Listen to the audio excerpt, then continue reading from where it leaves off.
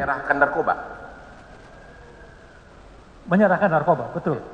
Berarti membeli boleh, yaitu undercover buy. Ya. Jadi penjebakan dengan cara kontrol undercover buy boleh, menyerahkan narkoba juga boleh. Menyerahkan narkoba, tetapi narkoba yang sudah diketahui bahwa ini adalah barang yang sedang dikejar. Artinya narkoba tersebut sudah, kan tidak mungkin aparat yang disuruh ini menyerahkan kalau belum narkoba ini belum ditangkap, belum disita. Justru barang yang sudah ditangkap tidak boleh dijadikan control delivery. Makanya pertanyaan saya, Ya, kata control delivery berarti ada sesuatu yang dideliver. betul. Sesuatu itu tadi Bapak mengatakan narkoba. Narkoba. Ya kalau si aparat belum mempunyai sesuatu, apa yang dideliver? Jadi begini, saya berikan contoh Pak, Ya. yang konkret. Misalnya ada satu agen kargo mengatakan JNI, DHL, mereka kan waktu mendetek pertama sudah mengetahui barang ini narkoba. Mereka udah bikin laporan sama polisi, Pak, ini barang yang mau dikirim ke Surabaya ini adalah narkoba. Jadi Bapak tolong ini kan supaya, jadi ini barangnya udah tahu kita narkoba, tapi bukan barang dari sitaan, barang yang akan kita tangkap. Sebagai di dalam BAP Bapak butir 9, Anda mengatakan contohnya adalah kurir yang sudah membawa narkoba. Ya. Ya, berarti dan sudah tersangka si kurirnya. Jadi kurir ini membawa narkoba belum tertangkap, tapi kita sudah ada indikasi bahwa kita sudah mengerti. Di dalam BAP Bapak disebutkan itu Iya. jadi kalau sudah tersangka dan yang telah disita oleh kepolisian. Ini di butir nomor 10 bahwa nomor 9 kurir yang merupakan tersangka. Kurir yang merupakan tersangka Ya. yang mau bekerja sama dengan polisi. Ya. Dari contoh Bapak berarti sudah ditangkap dan narkobanya sudah ada di bawah penguasaan polisi dan si kurir ini sudah jadi tersangka. Tapi kemudian disuruh untuk melakukan kontrol delivery. Ya. Apa itu contohnya? Ya. Jadi kurir ini sudah jadi tersangka, barang bukti sudah di tangan polisi. Ya, coba sebentar. Barang Berhenti dulu di bukti situ. tangan polisi. Barang bukti sudah di tangan polisi. Ya. Hasil penyitaan berarti dari Ya. tersangka. Betul. Benar ya? Betul. Dan itu bisa oleh polisi si tersangka ini, si kurir ini diatur kemudian menyerahkan ke bandarnya. Begitu maksudnya? Maksudnya bukan begitu. Jadi kurir ini diperintahkan oleh polisi, Anda tetap ke tujuan akhir dan Anda beritahu bahwa barang sudah. Jadi artinya terlepas dari tujuannya apa, dari contoh Bapak dan juga yang sudah Bapak jelaskan, Ya. barang bukti yang sudah disita pun bisa untuk penjebakan. Dalam contoh seperti tadi kurir, tapi Bapak udah bilang sudah tersangka, barangnya sudah disita, dan mengenai teknis kemudian untuk menangkap bandarnya, narkoba yang telah disita ini dipakai untuk menjebak si bandar. Ya. Jadi Bapak setuju bahwa sebenarnya di undang-undang kita dimungkinkan narkoba yang sudah disita pun boleh untuk penjebakan, tentu dengan tujuan apa gitu. Maksudnya demikian Pak. Jadi bukan untuk penjebakan itu. Si kurir ini kan dia udah tertangkap nih. Tertangkap dan barangnya disita. Barang disita. Sudah disita. Sudah disita, ya kan? Barang sudah disita. Tapi kita belum tahu tujuan akhir. Ya. Kita masih menggunakan kurir ini, you masih mau kerjasama nggak? Ya. Biasanya dia nggak mau kerjasama lagi. Oke. Berhenti udah. Kalau dia masih bekerja sama, coba you telepon bandar besar. Dan barang yang disita itu dipakai sebagai kontrol delivery. Enggak, udah enggak. Karena kan udah tertangkap. Jadi kontrol yang arti delivery itu kan penyerahan. Metodenya namanya kontrol delivery. Apa yang mau untuk menangkap si bandar ini, bukankah narkoba itu harus dibawa, pura-pura dibawa untuk menjebak si bandar? Kalau secara teori itu adalah satu hal yang tidak boleh, Pak. Betul, Pak. Bagaimana menangkap narkoba kalau si kurirnya hanya datang membawa bakpao atau kue tart? Bagaimana menangkap bandar narkoba kalau si kurir ini hanya disuruh bawa kotiao atau bakpao? Bukankah harus ditangkap si bandar ini dengan narkobanya? Betul. Jadi Artinya Bapak Bentar, bilang, sebentar ahli, Ya. sebentar Pak ya. Kalau belum ada pertanyaan, Ya. jangan dulu dijawab, biar bisa lebih tenang menjawab. Tunggu saja dulu, ya. Nah, biar Oke. jelas dulu. saya ulang Pak. Oke, Ya. silakan lanjutkan pertanyaannya. Tadi Bapak mengatakan kurir sudah tertangkap, ya, narkoba sudah disita. ya, Benar? benar. Berarti narkoba secara hukum sudah di bawah penguasaan polisi. Ya, Kemudian ternyata dia cuma kurir. ya. Untuk menangkap bandarnya ini, apakah si bandarnya ini dikirim dengan membawa es krim? Atau memang agar terbukti bandar ini harus dibawa ini barang sitaan, dipancing untuk menangkap bandar narkoba? Itukah maksudnya kontrol delivery? Ya. Jadi begini Pak, Ya, kalau kurir itu adalah orang yang mau bersedia bekerja sama dengan polisi, ya. ini bisa kita bawa barangnya. Bisa bawa barangnya. Kalau dia mau bekerja dengan Kalau polisi, mau. ya. Oh, artinya, Kalau dia tidak mau, itu tidak hal lain. Artinya Bapak sekarang Penasihat hukum, tunggu dulu dia menjawab. Ya. Terus, nah, tunggu dia jawab dulu. Ya, kami pun belum bisa catat. Jangan dulu, pelan-pelan saja. Darah Biar Sumatera. biar nampak poinnya itu loh, itu maksud kita. Oke. Silakan. Oke. Ntar dulu Pak, biar saya jelaskan. Saya ulang lagi. Eh, Artinya kata Bapak tadi, ya, barang yang sudah disita ya, dari kurir tadi, Ya. sudah disita, sudah jadi Ya. barang bukti. Kalau si kurirnya mau, bisa barang kurir sitaan tersebut dibawa oleh si kurir untuk memancing si bandar, dan kemudian setelah si bandar bertemu dengan kurir dan ada juga narkobanya, disitulah ditangkap si bandarnya. Benar? Benar ya? itulah yang namanya undercover operation, Pak. Undercover operation itu adalah dia biarpun kurir sudah tertangkap, Ya. tapi dia masih di bawah pengawasan penyidik. Ya. Jadi waktu diperintahkan, itu undercover di belakang sudah siap semua, Pak. Begitu barang sampai, tinggal tangkap, Pak. Oke. Artinya, Eh, apapun namanya, Ya, apakah itu undercover operation, barang bukti yang telah disita tersebut memang bisa dipakai untuk menangkap bandarnya. Tadi Bapak bilang gitu. bergantung situasi, Pak. Ya, Bergantung situasi. ya oke. Kalau Ya. situasinya memang mendukung, Ya. jadi Bapak sekarang berpendapat narkoba yang telah disita Ya. untuk undercover operation bisa dipakai dari bawah penyitaan polisi untuk menangkap bandar narkoba, tergantung situasi. Tapi dalam kasus yang sama, Pak.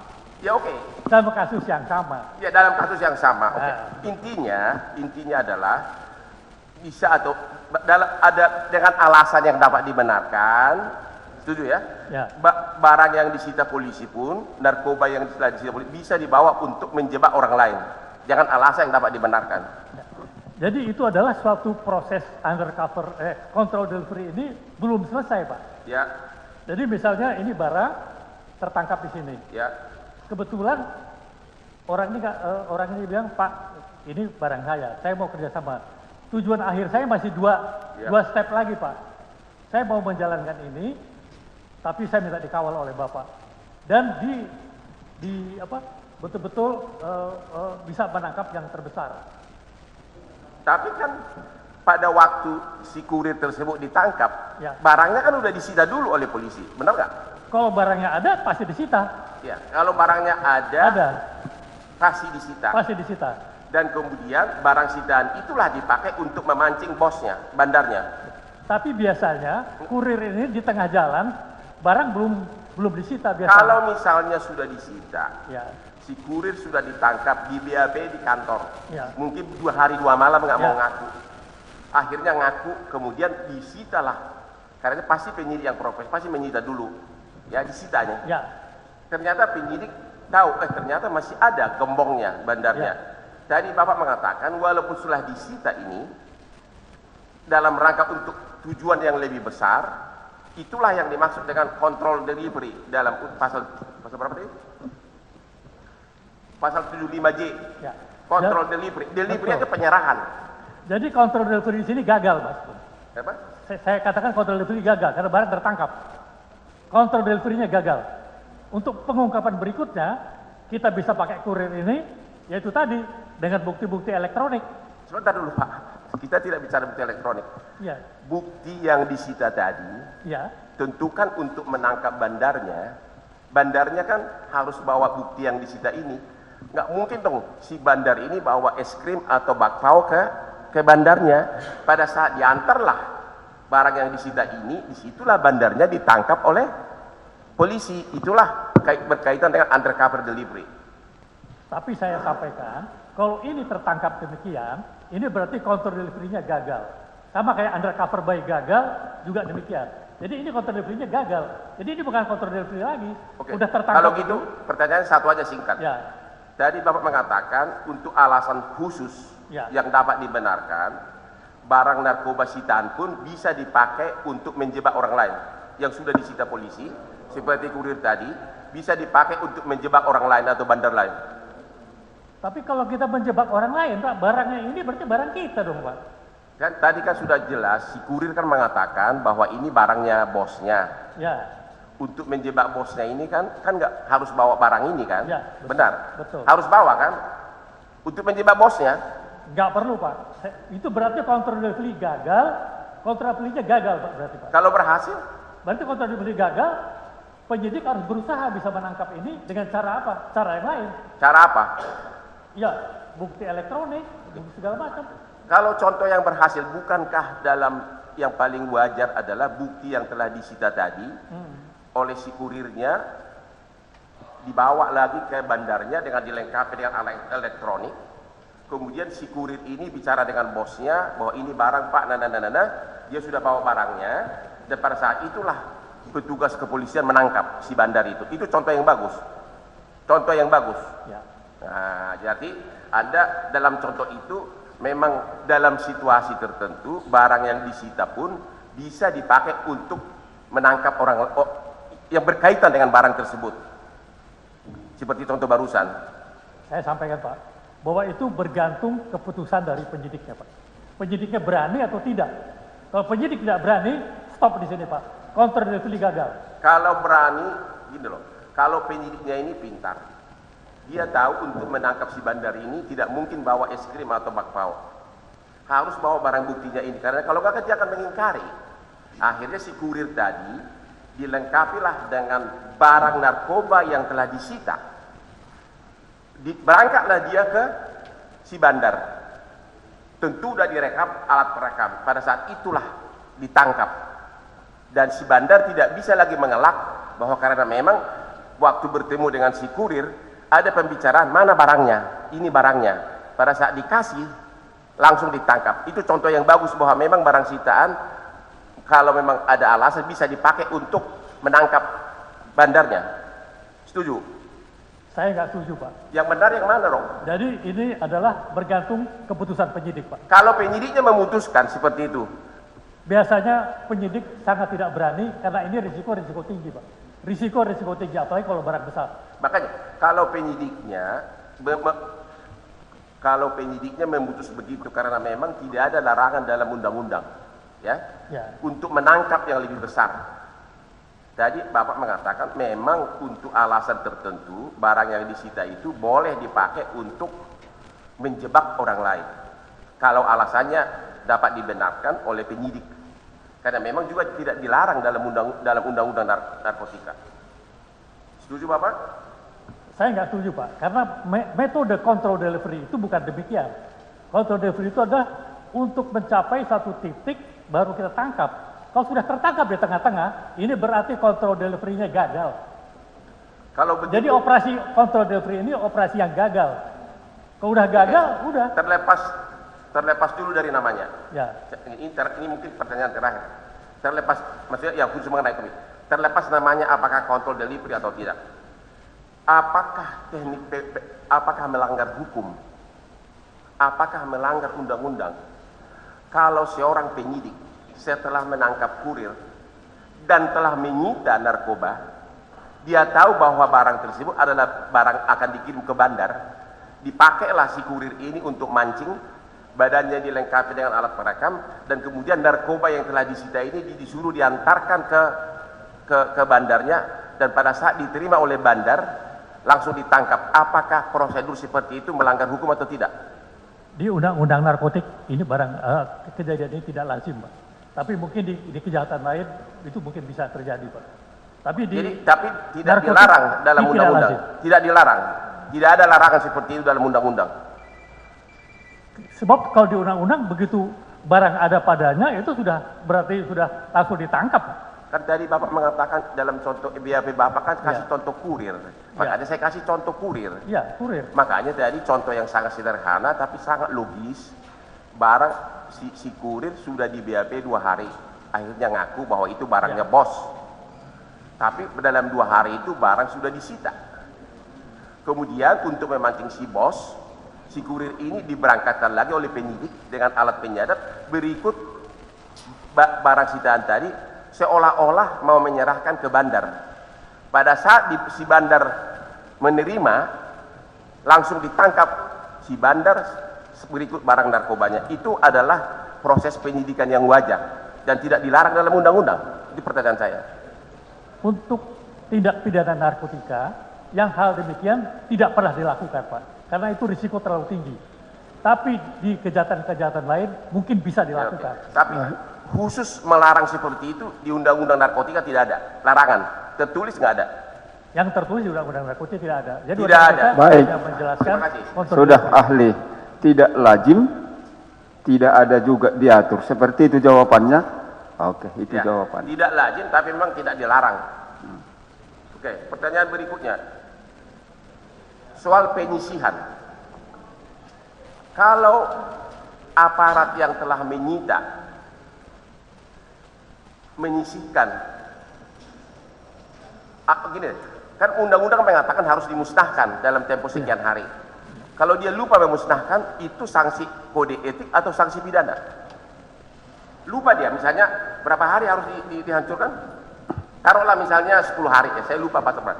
Kalau si penyidik terlambat menghancurkan, apakah sanksi pidana atau sanksi kode etik? Sanksi pidana memang tidak ada, Pak. Karena sanksi pidana tidak ada. Tidak ada. Karena di undang-undang disebutkan demikian, Pak. Harus dimusnahkan selambat-lambatnya 1 minggu. Bisa diperpanjang 1 minggu lagi apabila tempat itu jauh. Biasanya di Aceh, karena ganja dan lain-lain itu biasanya bisa mundur 1 minggu lagi. Namun karena situasi dan kondisi, karena biasanya pemusnahan ini selalu adalah acara yang seremonial, sehingga itu biasanya itu bisa dibenarkan, Pak. Biasanya dibenarkan. Oke, jadi tidak ada sanksi pidana ya. Oke, kalau tadi kan mengenai jangka waktu pemusnahan. Sekarang mengenai penyisihan. Kalau misalnya si penyidik menyisihkan sebagian ya di luar yang sudah ditentukan oleh undang-undang, ya ada nggak sanksi pidananya atau hanya sanksi kode etik? Jadi di sini memang disebutkan bahwa barang yang disisihkan dalam jumlah yang tidak besar untuk barang bukti. Yang kedua adalah disisihkan untuk pendidikan dan latihan. Itu akan dihitung berapa sih yang diminta. Misalnya pusdik serse minta sekian gram, pusdik anjing kita minta sekian gram, badan narkotika, laboratorium kriminal kita minta sekian gram. Ini tinggal dihitung. Jadi kalau misalnya jumlahnya hanya 3 gram ya 3 gram. Yang sisanya harus dimusnahkan. Apakah di dalam undang-undang narkotika diatur kalau melanggar mengenai jangka waktu pemusnahan dan jumlah beratnya penyisihan, ada nggak sanksi pidananya terhadap aparat tersebut? Mungkin nanti Bapak bisa tanyakan kepada ahli pidana, Pak. Bukan, undang-undang, aku baca di undang-undang narkotika karena saya baca memang tidak ada. Tadi Bapak udah bilang kalau untuk mengenai jangka waktu pemusnahan tidak ada sanksi pidananya diatur. Saya juga melihat kalau dilanggar pun mengenai penyisihan, mengenai jumlah yang disisihkan, juga tidak diatur pidananya. Itu yang saya tanya. Kalau mengenai jangka waktu, Bapak mengatakan tidak diatur pidananya. Saya setuju. Mengenai penyisihan, apakah juga tidak diatur pidananya? Saya tanya Bapak. Kalau di undang-undang memang tidak ada, tapi tidak lazim, Pak. Oke. Memang tidak ada sanksi. Jadi baik jangka waktu dilanggar maupun penyisihan beratnya segala macam itu tidak ada sanksi pidananya, tapi tidak lazim. Oke. Sekarang pertanyaan saya berikutnya. Kalau tadi rekan saya yang namanya sama Mr. Paris menyebutkan tadi Mr. apa tadi? Kombel. Biar sedikit rileks.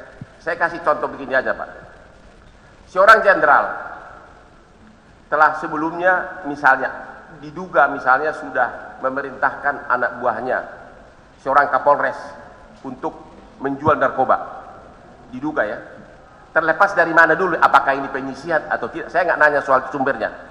Tapi jadi sudah sepakat bahwa si anak buahnya itu diperintahkan, kamu jual ini narkoba. Tapi kemudian itu dengan chat ya.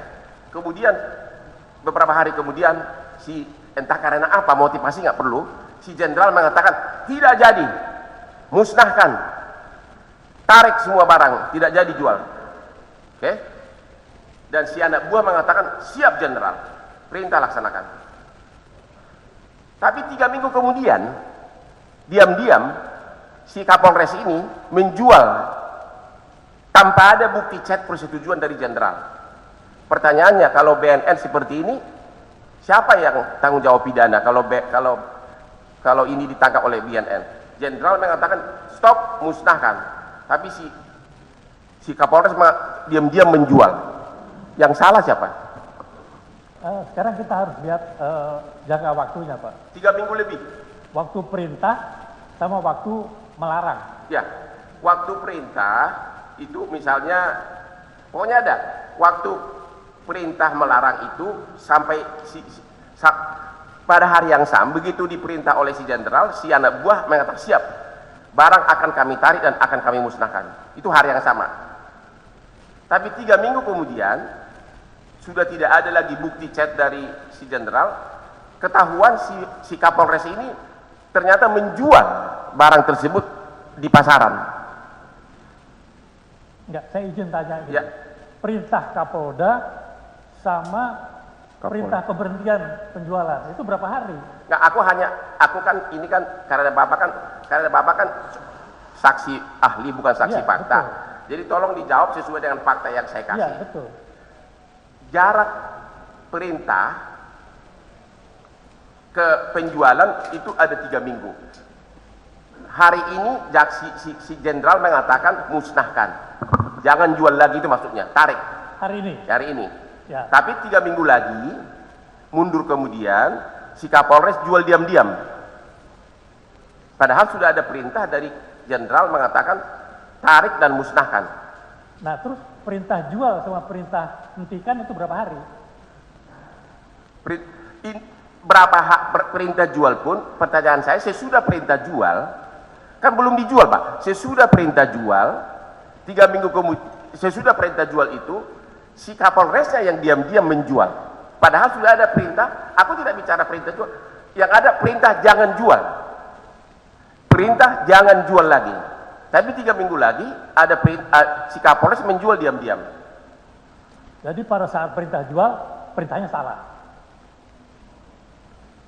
Pada saat perintah yang kedua, sudah dijual Kapolres, juga salah. Bukan, pada saat diperintah belum dijual. Ya. Belum dijual Pak. Contoh saya kasih deh. Enggak, makanya saya mau tahu tenggang waktunya Pak. Misalnya saya kasih perintah hari ini, jual. Saya masih kasih perintah. Kita kasih contoh aja. Misalnya di bulan Mei ada pembicaraan jual. Ya. Misalnya. Bulan Mei. Ya, Mei atau Agustus lah. Ya. Misalnya. Ada pembicaraan mengenai jual. Ya. Tapi semua ini berakhir dengan tanggal 24 September misalnya. Nggak jadi jual deh. Tapi ada waktunya kan panjang.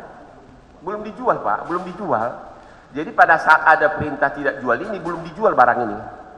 Jadi pas tanggal 24 September, belum ada penjualan barang. Masih dipegang, disimpan barang ini oleh Kapolres. Tanggal 24 September, si jenderal mengatakan, barang yang kamu simpan itu, hancurkan dan musnahkan. Jangan jual lagi. Bapak udah ngerti? Ngerti. Jadi, barang itu sudah di Kapolres, hancurkan dan musnahkan. Si Kapolres mengatakan siap, perintah akan saya laksanakan. Tapi kemudian ternyata dia jual 3 minggu lagi. Yang salah siapa? Tanggung jawab pidana di siapa? Bisa jawab ahli? Bisa, Pak. Silakan kalau bisa sesuai keahliannya Jadi- aja dijawab. Yang perintah pertama ini adalah salah. Ya. Ini pidana. Ah, Yang menjual juga salah. Dua-dua salah. Jadi, Kalau perintah yang kedua yang mengatakan jangan jual, tapi kan sudah ada tenggang waktu. karena belum jual makanya disuruh jangan jual. Kan Pak, kan saya mengatakan tadi tanggal 24 September belum jual, makanya di hari itulah si jenderal mengatakan musnahkan, jangan jual lagi, tarik lagi. Si Kapolres mengatakan siap, oke. Jadi jarak waktu antara perintah itu dikeluarkan pada saat barang belum dijual, tapi tetap dijual oleh si Kapolres. Tanggung jawab pidana di siapa? baik, sebelum dijawab, biar diakhiri problem ini, ya. Kesempatannya saya berikan lebih luas. Jadi Sebentar Pak Ahli. Ya. Nah, yang pertama, ceritanya seperti ini. Nah, tunggu, baru jawab ya. Masih dengar suara saya kan? Biar jelas. Khawatir saya tadi nggak sempurna dapat pertanyaan itu. Ya. Gini, perintah untuk jual itu di bulan Mei. Mei, Anda tahu tahun berapa? Mei, bulan 5. Kalau bahasa Indonesianya bulan 5. Terus perintah untuk dimusnahkan, tarik dimusnahkan itu di bulan Oktober. September Pak, September. September ke Oktober, akhir September ke Oktober. Ya. Seperti itulah perintahnya menyangkut narkoba ini. Pendapat ahli bagaimana? Kita minta pendapatnya, jangan kita pastikan yang salah ini, yang salah ini. Pendapat ahli bagaimana tentang itu? Majelis. Silakan. Sebentar, ini dulu dijawab. Iya.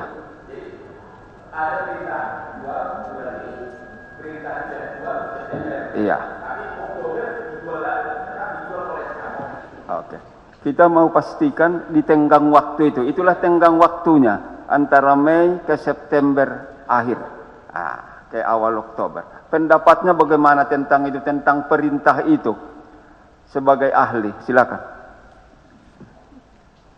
saya akan jawab yang mulia, bahwa kalau perintah pertama menjual barang bukti salah. Perintah yang kedua untuk tidak menjual dan musnahkan itu perintah yang betul. Tapi jaraknya sudah sekian lama. Jadi perintah yang pertama betul, perintah yang kedua tidak betul. Ya kan? Perintah pertama tidak betul, perintah kedua betul. Nah, yang namanya Kapolres ini berpatokan, saya tidak tahu apakah selama bulan Mei Juni ini ada komunikasi, ada perintah-perintah lain. Nah, ini supaya kita ini kan mencari ahli juga kan mencari suatu keahliannya sesuai dengan data yang ada gitu. Kalau datanya nggak jelas kan kita bagaimana mau ngambil suatu keputusan ahli, Pak? Baik, itulah pendapat ahli. Ya. Karena kehadiran ahli di sini demi keadilannya, bukan menerangkan apa yang dilihat, dengar dan dialami, kan begitu. Demi keadilan, kan nggak ada yang memaksa atau membujuk ahli sebelumnya memberi keterangan, kan masih mandiri, betul. Ya, itulah pertanyaan lain. Di situ tapi pertanyaannya agak berubah. Tadi kan saksi mengatakan karena jarak perintah pertama ke kedua lama. Oke, itu tapi sesudah perintah kedua ini belum ada, antara penjualan pertama dan kedua belum ada penjualan. Sesudah perintah kedua mengatakan jangan jual, si Kapolres mengatakan oke, saya tidak jual. Saya tidak jual dan tidak ada lagi bukti dari si jenderal untuk mengatakan jual. Tapi sudah ada instruksi tidak jual, masih dijual, itu pertanyaannya, bukan yang dari pertama ke kedua. Yang kita tanya periode sesudah perintah tidak jual, barangnya masih ada dan jangan jual katanya. Itu pertanyaannya, Pak saksi. Ya. Jadi kalau yang pertama tadi sudah jelas satu perintah yang salah. Ya. Ya. Perintah yang kedua benar. Dan barangnya masih ada. Ya, barang masih ada. Tapi kemudian dijual lagi oleh si Kapolres. Yang salah siapa? Kalau yang dijual ini adalah juga satu hal yang salah. Salah. Kalau tidak ada perintah-perintah lanjutan. Ya, jadi kalau tidak ada perintah lagi, yang menjual itu salah. Salah. Ya, jadi Kapolres yang menjual yang salah. Terima kasih. Yang ketawa jaksanya. Jangan ditarik kesimpulan. Nah, itu yang dari awal saya terus larang. Nah, itu selera kita namanya itu ya. Baik, pendapat. Silakan pertanyaan yang lain. Oke. Ini terkait dengan asal usul narkoba. Misalnya narkoba itu didapatkan dari daerah, katanya semula narkoba ini misalnya di Bukit Tinggi 40 kg. 35 dihancurkan, dimusnahkan. 5 kg disimpan barang sitaan di kejaksaan. Ada. Jadi induknya sama narkoba ini. Ya. 35 kilo inilah yang dimusnahkan, tapi ada tuduhan dari 35 ini ada 5 kilo yang ditukar dengan tawas, 5 kilo dibawa ke Jakarta. Oke. Tadi kan 5 kilogram masih ada dari induk yang sama. Kan semula kan 40 kilo. 5 kilo masih ada di kejaksaan. 5 kilo di Jakarta, tapi induknya sama. Yaitu sumbernya sama dari hasil penangkapan yang sama. Pertanyaannya, untuk memastikan bahwa narkoba yang dari Jakarta ini adalah jenis narkoba yang sama yang masih tersimpan 5 kg di Kejaksaan Bukit Tinggi, apakah harus dilakukan uji lab, uji laboratori untuk mengecek bahwa memang ini berasal dari narkoba yang sama? Harus. Itu bisa dilakukan uji lab yang disebut dengan drug signature. Apa? Drug signature itu adalah drug signature. Drug signature. Jadi drug itu juga ada sidik jarinya, Pak. Apakah ini barang sama atau barang lain? Ya. Itu bisa dilakukan oleh laboratorium kriminal kita. Jadi menurut ahli untuk mengetahui bahwa narkoba di Jakarta ini adalah sama dari narkoba yang masih tersimpan di kejaksaan, karena sumbernya sama, harus secara hukum harus dilakukan uji laboratorium namanya drug signature. Terima kasih, majelis duduk sebentar. Oke, cukup satu. Masih ada yang lain? Ada yang mulia. Baik, silakan. Tenang menjawabnya, ini sudah orang tua ya. Baik, yang menanyanya juga. Siap. Oke, silakan. Jadi saudara ahli, ini kami merujuk ke BAP saudara, butir 9. Ini mohon izin saya bacakan ya. Saudara ahli itu ketika ditanya oleh penyidik, apa yang dimaksud dengan teknik penyerahan atau kontrol delivery? Ini saya bacakan jawaban saudara ahli. Dapat saya jelaskan bahwa pengiriman dan penyerahan narkoba kepada penerima oleh kurir yang merupakan tersangka yang mau bekerja sama dengan polisi atau di bawah kendali penyidik Polri. Pertanyaan saya sederhana, penyerahan narkoba apa yang diserahkan? Maksudnya narkoba jenisnya? Bukan. Narkoba itu yang apakah yang berstatus barang bukti penyidik, barang sitaan penyidik atau bagaimana? Bisa, kalau misalnya itu barang sudah disita, ya berarti barang sitaan. Oke. Tapi kalau belum disita, kan bisa saja ini masih kontrol delivery. Tapi dia, si kurir ini mau kerjasama, Pak, ya bawa narkoba nih Pak, saya mau bawa ke sana. Oke, jadi bisa dua ya. Ya. Satu yang masih kontrol delivery, Ya. kedua bisa juga barang yang sudah disita oleh penyidik. Ya. Terima kasih ahli. Saya lanjutkan.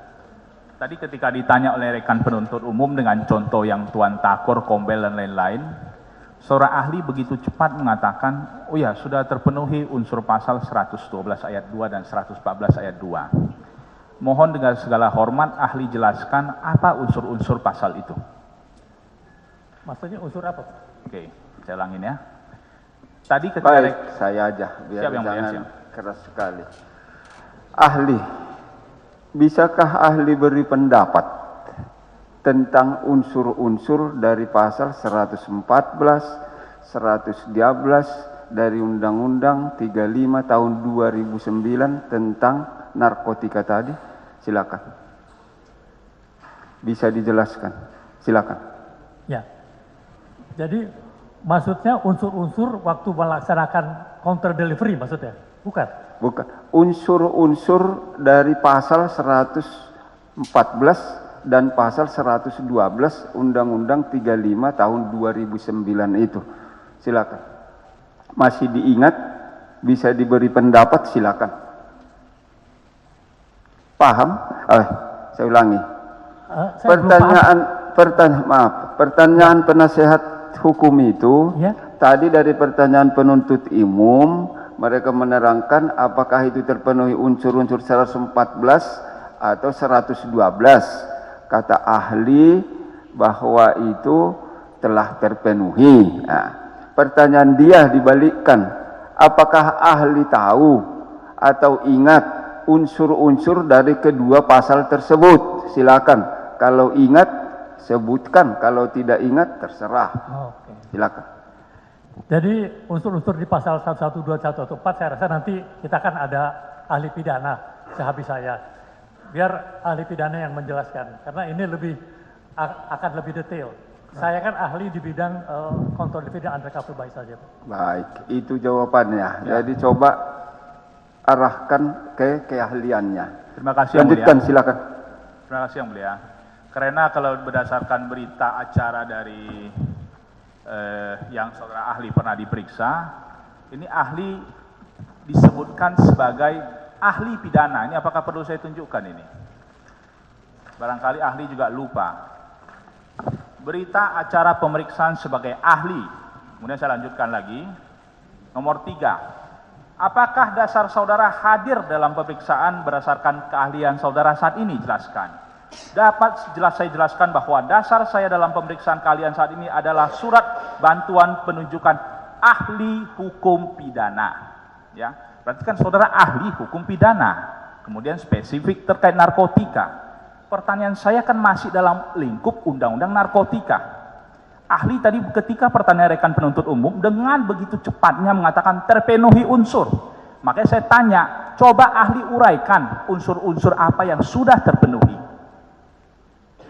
Bisa jawab. Saya maksud unsur-unsur di pasal ya, atau unsur-unsur di apanya? Unsur-unsur di pasal, Pak. Di pasal berapa, Pak?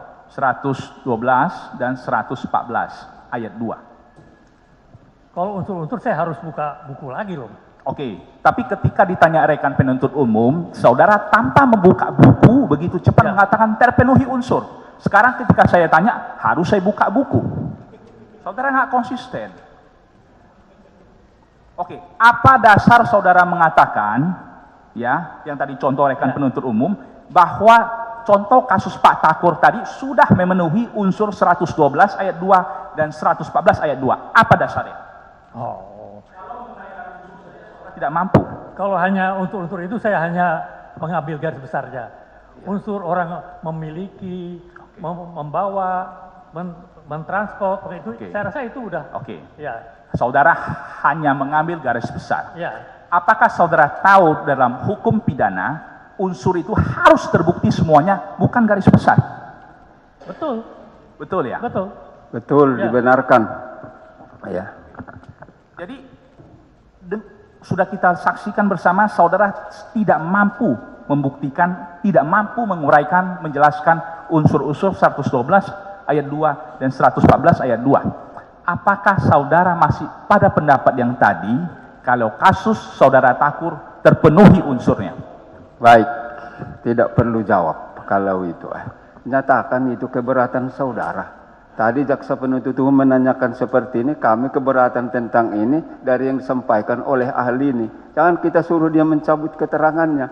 Ya, keberatan itu sampaikan. Kan dua nanti pendapat itu kan, menurut penuntut umum seperti ini, menurut penasihat hukum seperti ini. Untuk keberatan itu. Jangan kita paksa dia, apalagi kita tekan dia dalam memberi jawaban. Ya, ajukan itu sebagai bagian dari keberatan dari penasihat hukum. Kami keberatan terhadap apa yang sudah ditanya oleh penuntut umum tadi tentang ini. Dua-dua berimbang. Baik, pertanyaan yang lain, silakan. Mohon maaf Yang Mulia, bukan kami menekan, karena ahli itu begitu cepat mengatakan dia memenuhi unsur. Tapi ketika kita tanya unsurnya apa, nggak mampu menjawab Yang Mulia. Jadi apa yang terpenuhi? Itulah jawabannya. Baik Yang Mulia. Baik, yang lain. Sementara dari saya cukup Yang Mulia. Silakan. Tadi ahli menyatakan melanggar jangka waktu penyimpanan barang sitaan itu tidak ada sanksi pidana. Juga melanggar batasan beratnya penyisihan, berapa yang bisa disisihkan, juga tidak ada sanksi pidana dalam undang-undang. Pertanyaan saya, kalau misalnya ada penyidik yang semua dilanggar, dia tidak musnahkan, dia sisihkan terlalu besar narkoba tersebut, dia pakai untuk penyadapan, untuk penjebakan, dan berhasil, ya berhasil, misalnya ditemukan bandarnya siapa, itu tidak ada sanksi pidananya nggak bagi penyidik seperti itu? Berhasil dia tugas, dia melanggar SOP, tapi berhasil. Gitu. Saya rasa kita membahas di yang ada sekarang, Pak. Mungkin yang itu. Nah, ini kan Bapak kan ahli, memang Bapak di sini bukan membahas fakta. Ini keahlian. Kalau kasus seperti itu gimana? Kalau kasus seperti itu, Kita harus melihat satu persatu, Pak. Ini kasusnya waktu apakah itu barang sudah disita atau barang belum disita. Itu apakah disita atau tidak, yang dilanggar itu adalah jangka waktu pemusnahan dilanggar. Ya. Jumlah yang disisihkan juga dilanggar. Itu tentu itu pasti sudah barang sitaan. Namanya juga yang hancurkan itu kan harus barang sitaan kan. Tapi dia dipakai untuk penjebakan dan berhasil. Gimana kalau contoh seperti itu? Berhasil dia melanggar SOP, tapi berhasil gitu loh. Ahli bisa beri pendapat, enggak semuanya juga harus bisa diberi pendapat sesuai keahliannya ya. Kalau bisa beri pendapat, nyatakan bisa, yang penting sejujurnya, karena memang ahlinya yang disumpah. Ini kan semua enggak yang disumpah ini ya, ahli yang tidak semuanya juga harus aku bisa. Kalau memang enggak, bukan di bidangnya, silakan jawab. Bisa dijawab pertanyaan penasihat hukum, itu hak mereka, silakan. Siap. Jadi saya jawab. Silakan. Jadi itu bergantung situasi dan kondisi. Saya katakan tadi kalau penangkapan itu waktu pemusnahan barang bukti masih ada dan dipakai kembali, itu adalah suatu hal yang tidak boleh. Barang bukti tidak boleh dipakai, apalagi itu sudah pemusnahan ya, tidak boleh lagi dipakai. Kecuali belum pemusnahan, mungkin sebelum itu barang belum SPDP ke jaksa, itu masih bisa. Tapi kalau sudah masuk ke ranahnya pidana, itu tidak boleh. Ya, pertanyaannya memang benar itu kata Bapak tadi begitu. Tapi kalau ada penyidik yang keras kepala nih, ya, dia pakai tetap menjebak orang dan berhasil, gimana? Saya ulangi Pak, dia menjebak pakai barang bukti, ya kan? Ya, jelas lah bukan barang bukti dari tempat lain yang disini. Ya kan? Terus waktu ditangkap barangnya itu, jadi barang bukti siapa ini sekarang? Kan saya udah bilang tadi, kita contoh tadi, barang bukti itu sudah melebihi jangka waktu dan beratnya pun. Ya, contoh dari contoh kurir tadi, contohnya hanya sebagian yang diambil, tapi kemudian penjebakannya berhasil. Ini berhasil. Penyidik yang nakal, bandal, tidak ikuti aturan, tapi berhasil melaksanakan tugasnya gitu loh. Bisa dikasih pendapat? Saya menanya, berhasil mendapatkan barang apa? Apakah barang itu yang didapatkan atau barang lain? Berhasil mendapatkan bahwa ternyata pemilik sebenarnya dari barang ini bukanlah kurir, tapi si bandar tadi. Artinya yang bisa lah ditangkap bukan hanya si kurir tadi, juga si bandar besarnya. Dia melanggar. Paham? Baik, saya ulangi. Sepertinya bingung ahli ini nanti ya. Ahli, saya coba. Jadi, Pertanyaan dari penasihat hukum kan tadi menyangkut pemusnahan, penyisihan, kan begitu kan? Udah ada aturannya. Terus ternyata ada penyidik itu tidak memenuhi kriteria yang dua itu. Digunakanlah barang bukti yang disisihkan, yang tidak dimusnahkan pada waktunya itu. Sehingga tertangkaplah bandar dengan barang bukti yang disisihkan itu tadi. Pendapat ahli tentang itu bagaimana?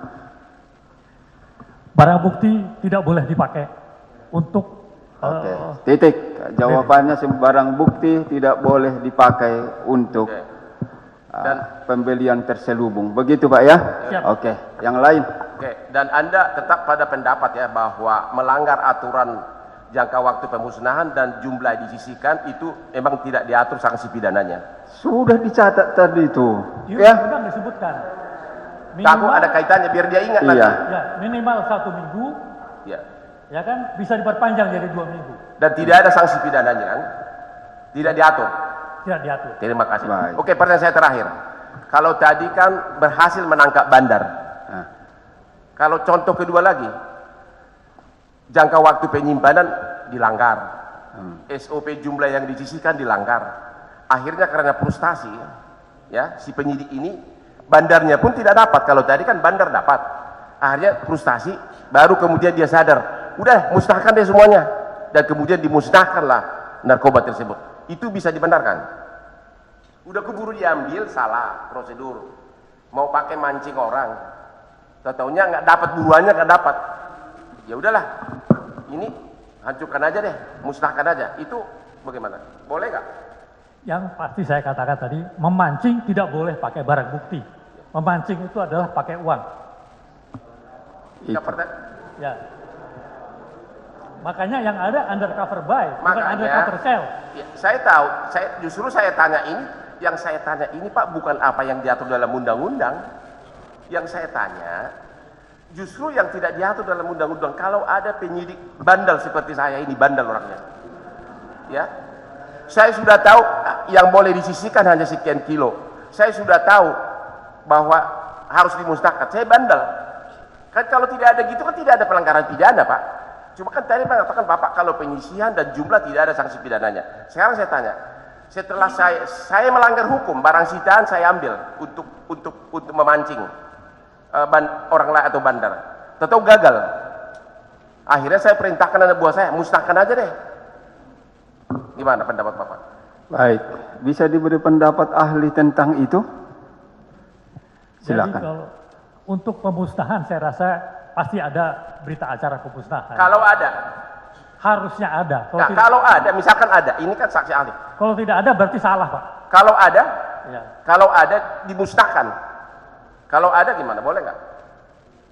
Melanggar hukum nggak? Sudah diambil secara salah, disisihkan secara salah, jumlahnya kebanyakan uang. Akhirnya dicoba lah, dimainkan, menangkap bandar. Tahu salah, udah musnahkan aja deh. Ada berita acaranya. Musnahkan terlambat. Itu berarti penyalahgunaan wewenang Pak. Penyalahgunaan wewenang. Ya. Itu melanggar kode etik, tidak ada sanksi pidananya kan? Penyalahgunaan wewenang. Kenapa? Penyalahgunaan wewenang dan penyalahgunaan jabatan. Tidak, itu kode etik. Ya itu bisa kode etik, bisa segala macam. Ya. Tapi yang terang kan memang tidak diatur. Tidak diatur. Ya. Terima kasih. Tidak diatur ada sanksi pidananya kan? Terima kasih. Terima kasih. Sudah, ya. Simak berita lengkapnya di channel YouTube Banyuwangi Online. Jangan lupa subscribe, like, and share.